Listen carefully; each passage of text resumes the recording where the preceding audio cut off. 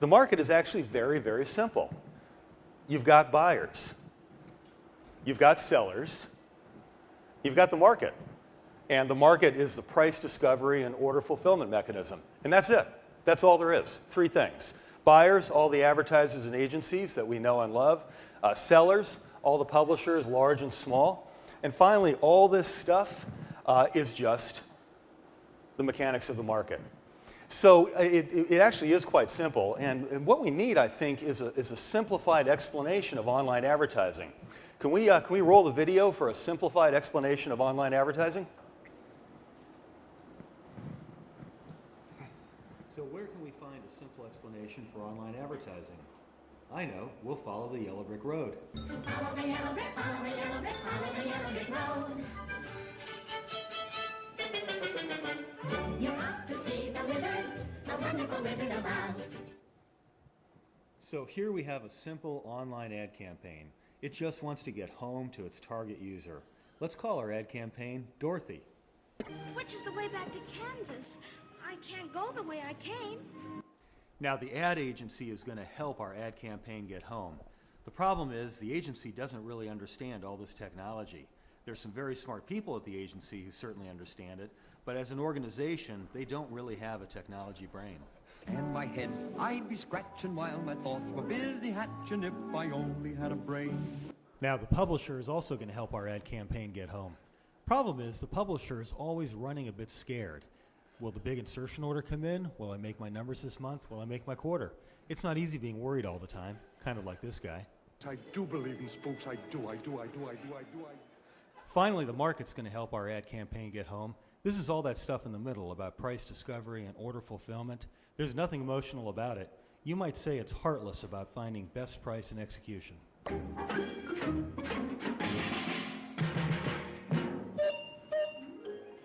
But there are some other folks who want a piece of the ad campaign action too. I'll get you, my pretty, and your little dog, too. And there sure are a lot of these intermediaries, each trying to play a part in the ad campaign.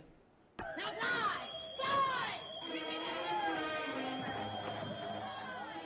Many of these groups are going to merge into each other or consolidate into larger ad services groups, and some will just melt away, kind of like this.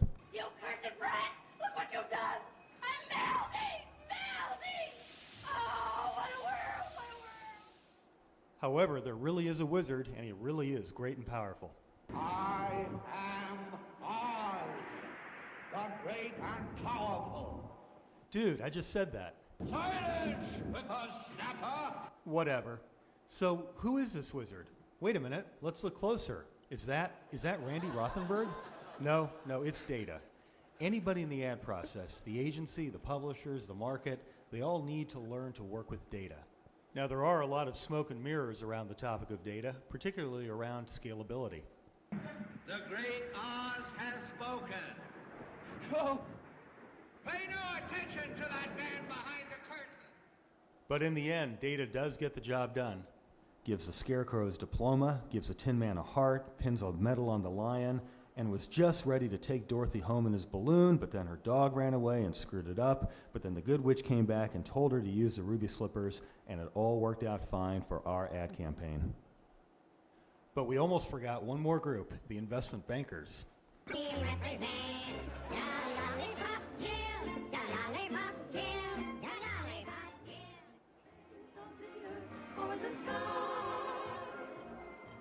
And I think we've stretched this metaphor about as far as it will go. And so with some help from data, the agencies, the publisher, and the market all get our ad campaign home again. Oh, Annie M., there's no place like home. And that is how online advertising works.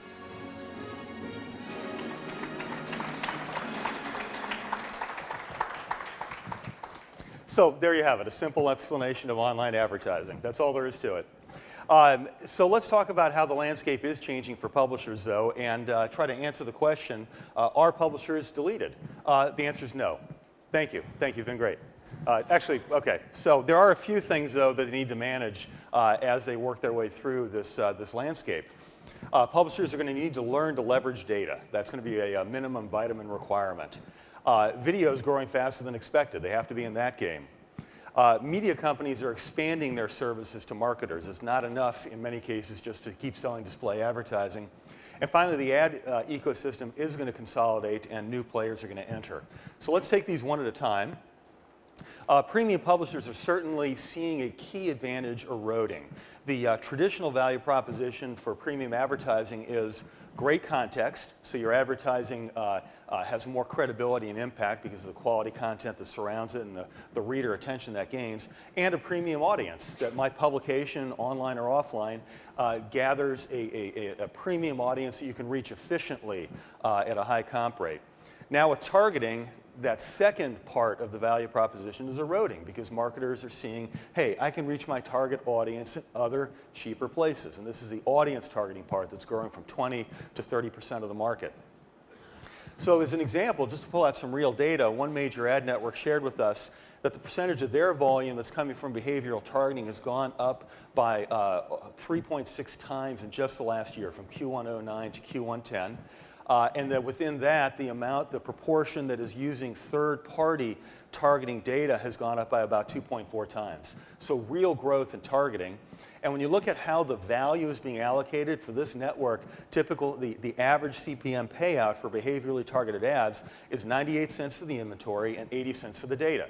Now you may recall that waterfall chart we looked at earlier where the publisher was getting $1 and the data provider was getting 75 cents. Well, that was illustrative. Here's a hard data example of this actually happening. Of course, from the publisher standpoint, I ought to get the media revenue, but also a healthy chunk of the data revenue. Publishers should be getting a share of that. Problem is, although most data originates with publishers, they don't really understand its value. So all this data is flowing from all these publishers to all these third-party data aggregators, but publishers don't understand and aren't capturing enough of the value of their data as it flows out into the ecosystem. In the words of one major data provider that I spoke with recently, first of all, the publishers need to better manage and capture the value if they originate. A whole bunch of tools are emerging to help them do that. And one question we've asked is cookie deletion the publisher's friend? Cookies are deleted on an average of, some estimate 10%, Comscore estimates more like 30% of cookies per month. So all that user data has to be constantly refreshed.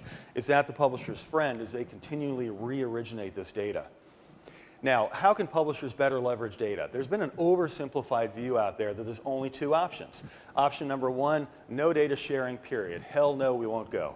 And granted, if you're the Wall Street Journal, super premium content, super premium advertisers, you can probably take this approach, but not many other publishers really can. The other option, of course, is share data freely, spread them, put it all out there, and really risk commoditizing your own media. Well, we think that's a false dichotomy. It's not binary. In fact, there's a whole range of options for publishers to leverage and get paid for their data. Extending from, on the most conservative end, buying appended data for your own audience to improve your own targeting, building affinity ad networks with like-minded sites, creating private data co-ops with major advertisers, certainly a conservative option, or getting more aggressive, reaching your own audience across the cloud to extend frequency against your audience, and finally, selling targeting data, but with stringent rights management. In the words of one major data player I spoke with recently, he said, if I was a publisher, I'd be in the data business, but with reputable vendors and ironclad privacy policies.